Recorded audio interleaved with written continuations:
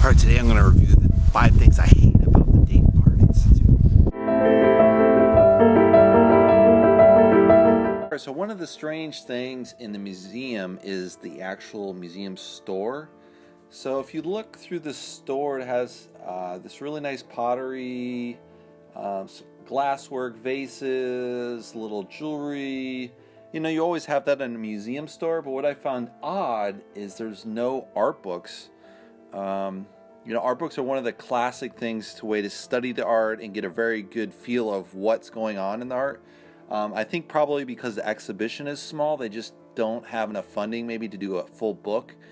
Probably the whole thing behind it, but you really need art books to kind of sell the exhibitions and, you know, teach people what they're studying and why they went there, and, you know, just give them a better feel for the art world itself.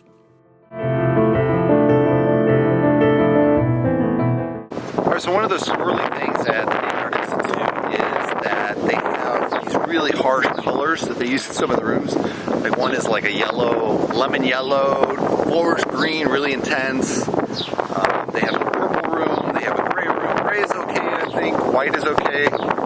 If you want to show it in the kind of wallpaper background, but some of these colors is just crazy. It makes the paintings pop per se, because some of the paintings have like warm browns and then you put a yellow in it, it's like bam, right?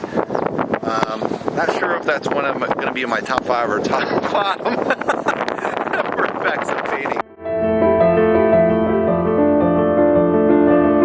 So one of the odd things about the museum that I found is in some of the older rooms with 15th, 16th century art, there's no guards. Like, dude, anyone could just like pocket this painting or take a razor blade and like have them roll it up and then put it in your jacket like I have a jacket. So they probably need to hire some more guards at this museum, I would recommend, before something terrible happens. I don't think anyone will, but it's a big risk for the type of art that they have here. Alright, so one of the things that's kind of going under renovation right now is they're fixing the original staircase that comes up from the street. So if you look here, you'll see it kind of patchworky up. And down below, I think, let's see if I can catch it. I don't know where it's at. There's actually holes in the cement, and so they're going to repair that work, so you can't come up that way, but you park up front anyway, so it's kind of irrelevant at this point. Probably before, when there was a lot more mass transit and they would stop down there, it was much more of an impact, but nowadays almost everyone drives, so no impact, right? Alright, so one of the interesting things in the museum is they have a lot of, you know, they do a pretty good job from the early medieval art. They have, you know, just a few. I mean, it's in America, so there's not much to pick from. So they have a few of those, you know, 15th century, 16th century, 17th century, 18th century, 19th century, very solid.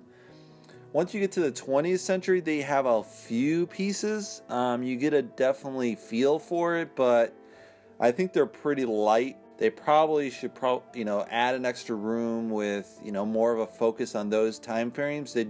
It's definitely kind of a snapshot of those those time frames, but there's just really not much there. And they advertise like Warhol, and there's only one Warhol in the whole museum.